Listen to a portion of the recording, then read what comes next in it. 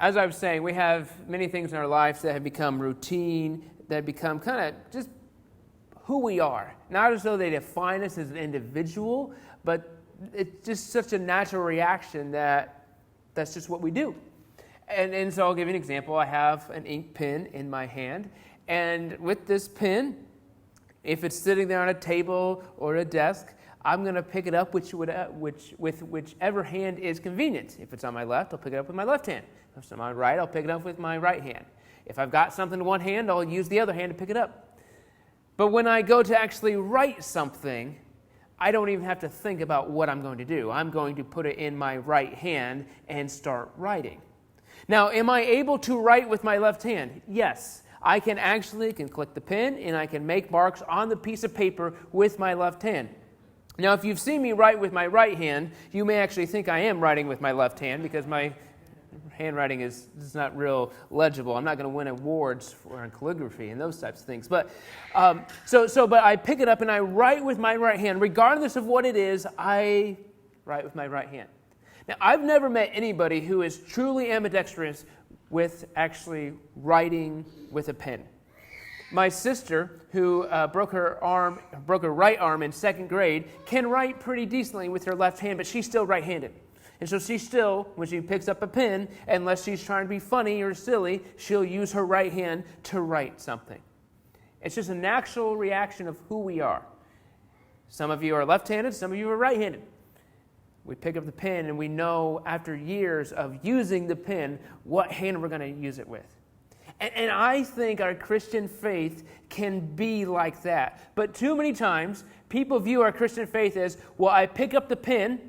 Now, in this moment, I'm going to decide, am I going to write with my left hand or am I going to write with my right hand? That's how people view their Christian faith sometimes. It's individual decisions. While it is true we have individual decisions, if we put in the discipline, the time, the years of maturity in Jesus, then following Him will become a natural part of who we are. And when I think about that, it makes me come to the conclusion that godly behavior is determined long before the moment of decision. Now, there are times when we get extreme situations where we've got to make a difficult choice, right or wrong. And there are exceptions, but for the most part, waking up, spending time with God, going to church, contributing financially, serving, those types of things can become naturally part of who we are. But too many times we limit it to, well, am I going to write with my left hand or am I going to write with my right hand? Decisions that we haven't allowed them to impact us so deeply. And when we live that way, when we live as though our faith is, well, I'm just going to decide moment to moment what I'm going to do, how I'm going to feel, then we're following Jesus sporadically at best. We're going to have times where we succeed, times where we fail, and we're going to be inconsistent and all over the place. But we come to Joseph in the Old Testament, who shows us how his decisions, his godly decision was already made because of the behavioral choices he had made throughout his life. If you remember, Joseph had an interesting life, particularly the first few decades of his life, because he was the favored son who was hated by his 10 older brothers, who then sold him into slavery.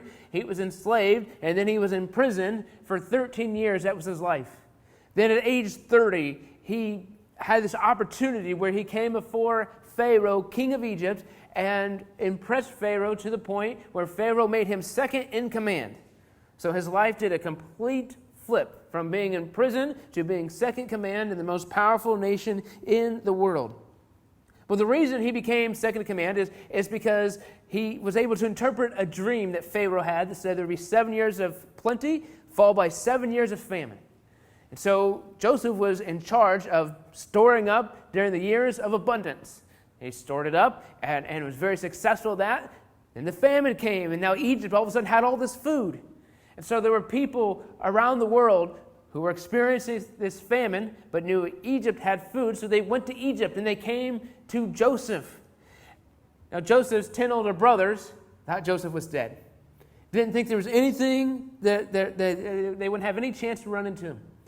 But they were living in Canaan, Palestine area, and the famine struck, and so their dad, Jacob, sent them to Egypt to go get food, and they come before Joseph. But after 20 or so years, they didn't recognize Joseph. Now, he was 17 when they sold him into slavery, and so he would have been upper 30s, low 40s, somewhere in there. That's a big time change for someone to recognize somebody else. If you haven't seen anybody in 20 plus years, recognizing them right off the bat can be difficult. But yet Joseph was in a totally different culture, dressed differently, and likely that his head was shaved. So he was just groomed completely differently than his brothers would have remembered him. And so they come before him, and they don't recognize him, but he recognizes them. And so Joseph puts them through some tests and grills them a little bit. And one of the things he finds out is that he has a younger brother. When Joseph was sold into slavery, he was the youngest. And these 10 older brothers of his were half-brothers. They all had different moms. But his younger brother, whose name was Benjamin, was a full brother to Joseph. But he didn't get to go to Egypt that first time because their father was very protective of him. Didn't want him to have the same fate as Joseph, so he kept him safe. So Joseph eventually gave them grain. They paid for it. A few different events happened. They go back, but Joseph says, you better not come back to Egypt unless you bring Benjamin. Well, that wasn't real exciting for their father. He didn't want his youngest son to go to Egypt, to go to this foreign land and be in maybe a dangerous or difficult position. Finally, they run out of food so much that they have to go. They return. And Joseph invites them to have this banquet, and he sends them on their way with the grain and plants his silver cup in Benjamin's grain sack. All right? And so as they leave, they're going, Joseph sends some guards. They go and they find that Benjamin's sack has the silver cup, so Joseph arrests Benjamin. Now, this is distressful. The brothers realize this is a bad deal because now Benjamin is taken away from their father, and their father's probably not going to survive this, is what they're thinking. He's going to be so heartbroken. But here is the turning point in the story. The turning point for the brothers, at least. Because in Genesis chapter 44, verse 33 to 34, Judah, one of the brothers, comes to Joseph, and he says, please, let me stay here as a slave instead of Benjamin. Let the boy return with his brothers. For how can I return to my father if the boy is not with me? I couldn't bear to see the anguish this would cause my father. Now, if you remember, Judah was one of the main people who sold Joseph into slavery. It was actually his idea to sell him into slavery. And we see that he is beginning to change. He's beginning to switch. He is willing to give his life for Benjamin. He's willing to do this so he does not repeat past mistakes. And as I said, this is a moment of change in the story. Because Joseph sees clearly that his brothers were haunted by their past mistakes. They didn't want to make the same mistakes again. And so we pick the story up in Genesis chapter 45 when Joseph is no longer able to control himself. He can stand it no longer. So we're in Genesis 45, starting in verse 1, and he tells his attendants, he says, get out, all of you. So he's alone with his brothers when he reveals to them who he is. But before he did, he broke down and wept loudly. He wept so loudly the Egyptians heard, and the news got to Pharaoh about it. And he said, I am Joseph. Is my father still living? As you can imagine, the brothers were speechless. They were stunned to realize that they were in front of Joseph. So all of this is coming to a head in this moment. Joseph could no longer contain himself. Now the tests, the questions, the obstacles that Joseph put his brothers through, there was no malintent with that. He was not trying to be manipulative. He was not being vindictive. He was not trying to get back at them. His primary objective was to make sure that his brothers had changed. And Joseph recognized he had changed. When he was younger, he was pretty arrogant. He's pretty full of himself. He'd flaunt his title as favored son in front of his brothers. But he had been humbled. He had been changed, and he wanted to make sure that his brothers had been changed as well. But Judah's confession, his willingness to take Benjamin's place, shows that these men, these brothers of Joseph's, were no longer the despicable men that sold him into slavery, plotted to kill him, and covered it up. But then we have the question, Joseph has revealed himself. We see that the brothers are different. So what happens next? But we see the story. Joseph reveals himself to his brothers in private. This, in my opinion, shows that Joseph trusted his brothers. Right? All of his guards, all of his protection, all of his detail was gone. It was just Joseph and his brothers. And you would say, well, they're family. Well, they already sold him into slavery once.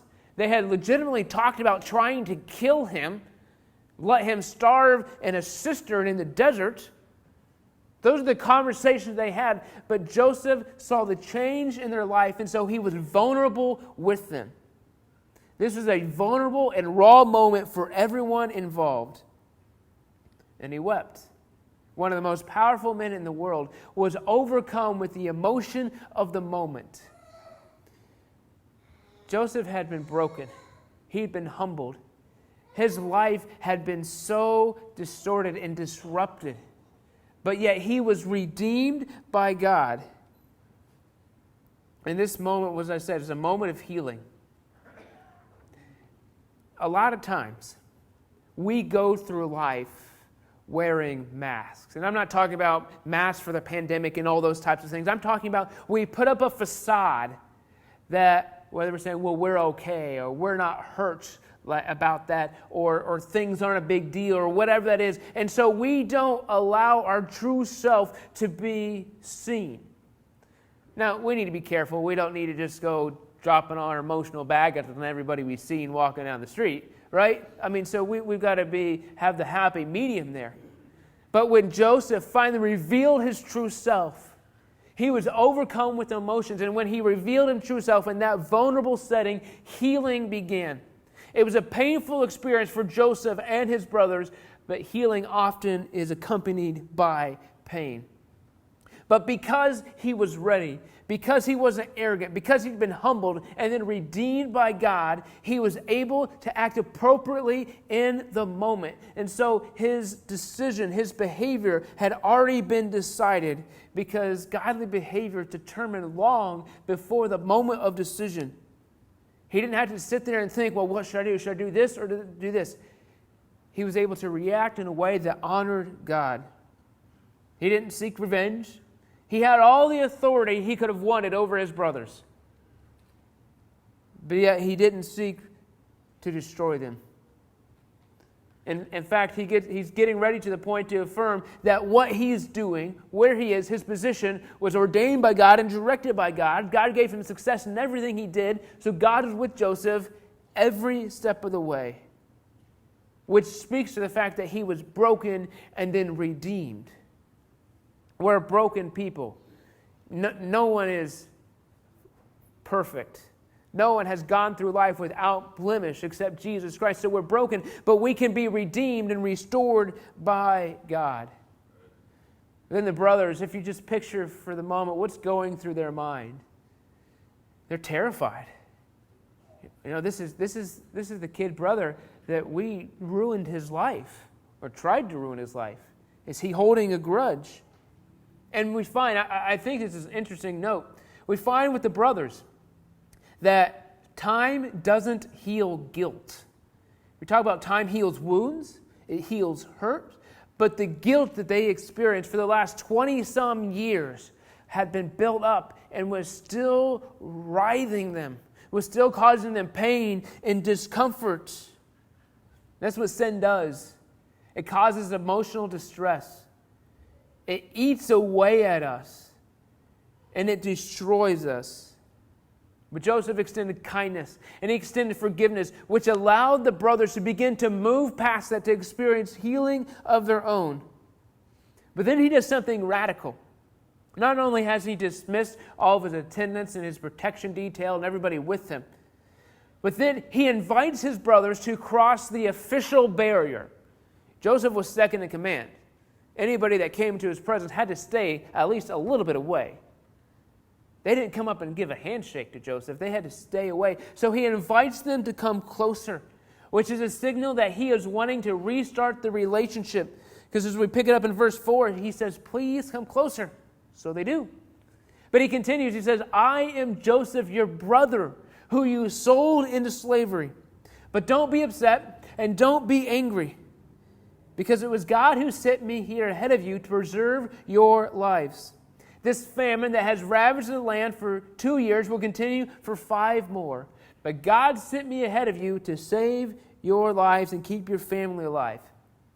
So Joseph had a lot of information that he provided his brothers right there. He affirms who he is, but then he also provides some context of where he is and why he's there and how that's going to impact his relationship with his brothers.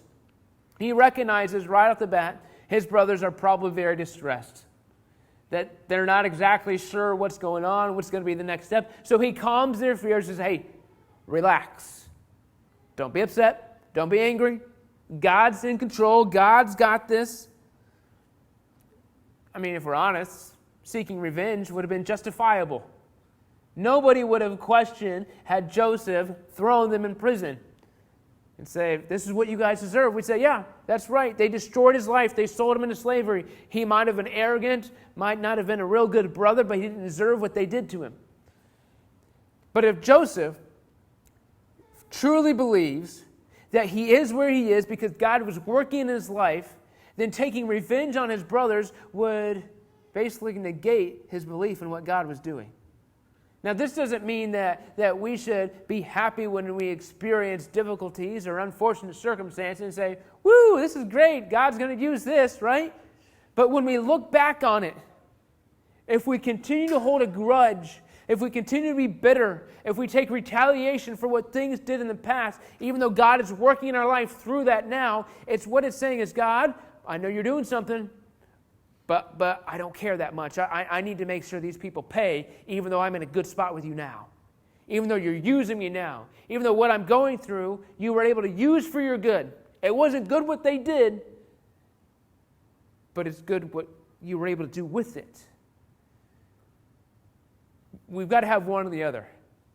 We either got to hold the grudge or we got to believe that God's going to use this for good. We can't do both. If we hold a grudge, we're negating what God is doing in our life. But because he didn't hold a grudge, he was able to respond with kindness and forgiveness and begin to restart this relationship. He shows us that godly behavior is determined long before the moment of the decision. If he waited until he saw his brothers to begin to think about what he would do when he saw his brothers, he wouldn't have been ready. But he was serving God. He was faithful to God his whole life. And so he affirmed God's plan. We don't like this in our country, but God's plan often is accompanied with pain and suffering. Not as though God is saying, well, I'm going to make you suffer just for the sake of suffering. But we live in a world of pain and suffering, and God invites us as human beings to participate in his plan, and when he includes humans in it, it gets messy. Not because God's unable or incapable, but because humans get in the way, and we're sinful people. Joseph was prepared for this position to be second in command in Egypt. He was prepared to fulfill this role so people could be saved and lives could be spared. You and I, just like Joseph, have the opportunity to be part of God's plan. It's not as though Joseph was extra special, so only he got the ability to be invited into God's plan. Every single one of us is invited to participate in God's plan. But one of the things we have to affirm, and we have to recognize and ingrain in our lives is that God is inviting us to participate in his story. He's not saying, hey, I'm going to come be part of your story. God's saying we can be part of his story. And there's a much different perspective. If it's my story and I go through unfortunate circumstances, then that's just bogus. But if it's God's story, then I can trust that he's moving us to a better end. He's moving us to fulfill his purposes, whatever that may mean. But if all we do is view God's story in light of our current success or struggles, then we've missed the future that he's called us to live. The good, the bad, are viewed much differently when we view them in light of God's plan and God's story. Because there was a famine in the land. For 7 years, there was going to be neither plowing nor harvesting. It was going to be just 7 years of nothing. God was able to use that for his purposes and his plan. And he sent Joseph for that specific plan. He sent Joseph so the family of Abraham, Isaac, and Jacob could be saved and restored and redeemed and built up. Joseph was integral for that. Because God had made a covenant with this family saying, you're going to be my people. I'm going to bless the world through you. Well, in order to be a blessing to the world, you have to survive. And Joseph was how that family was going to be able to survive. And his forgiveness of his brothers, his reconciliation, his extending of kindness begins to move this family in a new direction. I said, time doesn't heal guilt. When we think of guilt and shame and anger, those emotions fight to stay with us. You know, there are times where we can be angry in the moment, and then after we remove ourselves from the situation, our anger will begin to subside. But we're still angry. Those types of emotions don't let go. They hold on until we deal with them appropriately. They won't go away just by accident. But when we allow God to come into our lives and we enter his story, our pain, our suffering, our anger, our guilt can be transformed. This is what it means to serve God faithfully throughout our entire lives. This is why it's so important that we view our relationship with God to get to a point where we mature so much that we don't have to think about which hand we're using to write with. That we pick it up and we begin to write. So we pick up in God's story and we just serve him faithfully because we put the time and effort and discipline in to know who he is and allow him just to infiltrate every ounce of who we are. The godly behavior is determined long before the moment of decision. And so Joseph continues, and he reminds the brothers again. He says, it was God who sent me here, not you.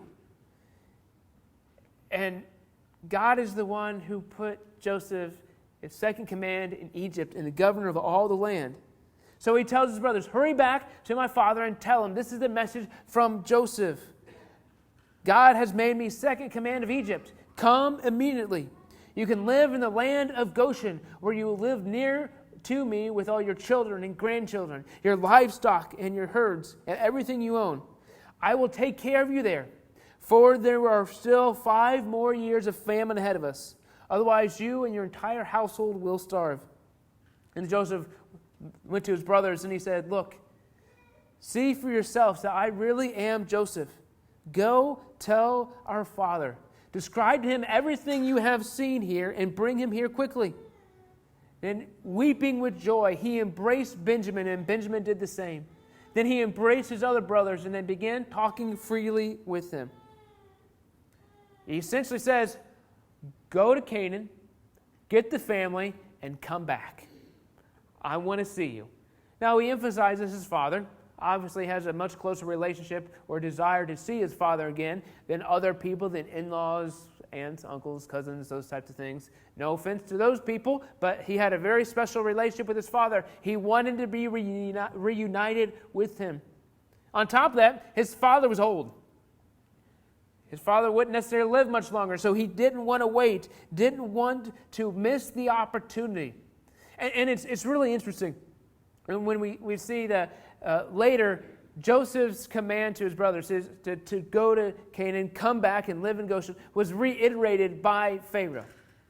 Now you remember, Abraham, Isaac, Jacob eventually formed the nation of Israel, and they are God's people who are set apart, and they are monotheistic. They believe in one God, the one true God, Yahweh, in the Old Testament. That's who they believe.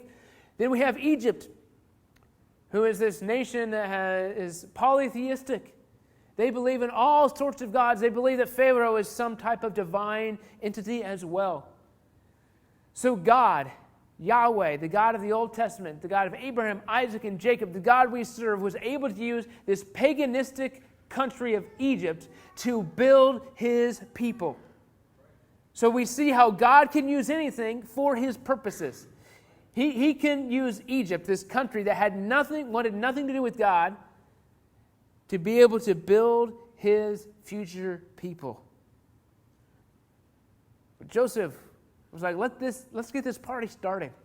Now, obviously, there's probably a little bit more formality, probably some tough conversations with his brothers, some just kind of come to Jesus moment.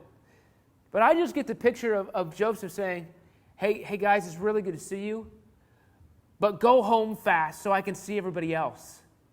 I want to be reunited with all of you. I can't come to you because there's nothing over there for us. You got to come here because this is where God's going to take care of us. Let's get this party started is just the mentality I get when I think of what Joseph is doing and how he's talking to them. Because he says, I'm going to provide for you. His response, his brothers sold him into slavery, which led to him being in prison. And his response when he was reunited with them is, hey, I'm going to take care of you. And not in like a mob type way. He wasn't being a gangster about it. He was saying, I'm going to provide for you. I'm going to make sure you have everything you need because God has sent me here for this particular purpose. That's why Joseph was there. He has no resentment. He has no bitterness. He has forgiveness and kindness that he's extended to his brothers. And he shows us through his actions that godly behavior is determined long before the moment of decision. He didn't want to wait to be restored. He wasn't consumed with bitterness. He realized he was part of God's plan. But when we think of this relationship, we need to be careful not just to glorify it and think all of a sudden things were swept under the rug. As I said, there's some probably tough conversations.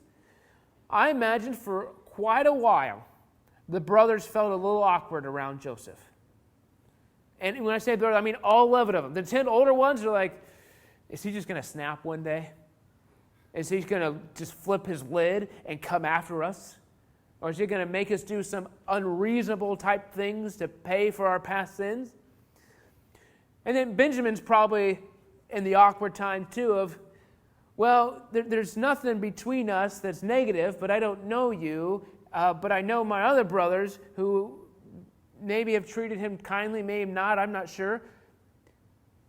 But when you've been away from someone for 20-some years, restarting that relationship is not instant. But through the power of God, it can be restored. It can be redeemed. I fear too many times we're walking around life living as though what we're going through is beyond God's ability. My problem at work, my problem at home, my problem with my extended family, my financial problems. We're walking around life saying, what am I going to do about it? When God is saying, I got this. But what we have to do, particularly when we talk about relationships, when we're interacting with other individuals, whether it's an acquaintance, whether it's a loved one, we have to make sure that we allow ourselves to view what we're going through as part of God's story. Not as though God wants us to suffer, but when we suffer, He can use it for His good. He can use it to fulfill His purposes, which can remove the bitterness, can remove the anger, can remove the frustration in our lives. So that when God does bring it around, when He uses it, when He restores us, when He redeems it, we can sit there and just bask in His glory. Not that we've done anything, but because we have decided before the moment of decision that we're going to be faithful and obedient to God. So as we think about our lives, we can think about those grudges that we're holding. We can think about those people that just frustrate us. I imagine there are several of you who have neighbors that are just a thorn in your side. Right? They're frustrating. And some of you might have neighbors that are family, so you got two sides there, I guess. But God can use those frustrating situations for His glory. Our biggest obstacle is getting in His way, of trying to solve it ourselves, of holding on to the grudge because we think the other person, other people need to pay for it. Joseph had every right to retaliate against his brothers, to make them pay for what they had done to him.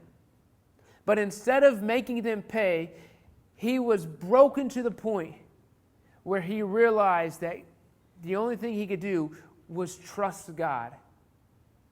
So he entered God's story, was redeemed himself, and then was able to be part of redemption for his family. Had Joseph not been redeemed himself, I'm not sure he could have been part of the redemptive purposes for his family. If we're not redeemed ourselves, we're not going to be part of the redemptive purposes of this world that Jesus wants to bring. He wants to use you. He wants to allow you to enter his story so that you can be the change the world so desperately needs. We've got to let go of bitterness. We've got to let go of anger and grudges and see ourselves in God's story. That's the only way we can do it. That's the only way that God can move us in the way he wants to move us. But too many times I think we get caught up in our own identity. We get caught up in what's in front of us, or how can we succeed? How can we be successful? My challenge to you today is just to bask in the reality that your identity is found in Jesus Christ and no one else, and nothing else. So no matter what happens to it, you can say, I am a child of Jesus Christ. I'm a child of God. He is the one thing that defines who I am. And through that, we can be free from the things that hold us down. So let's stand as we sing, Who You Say I Am.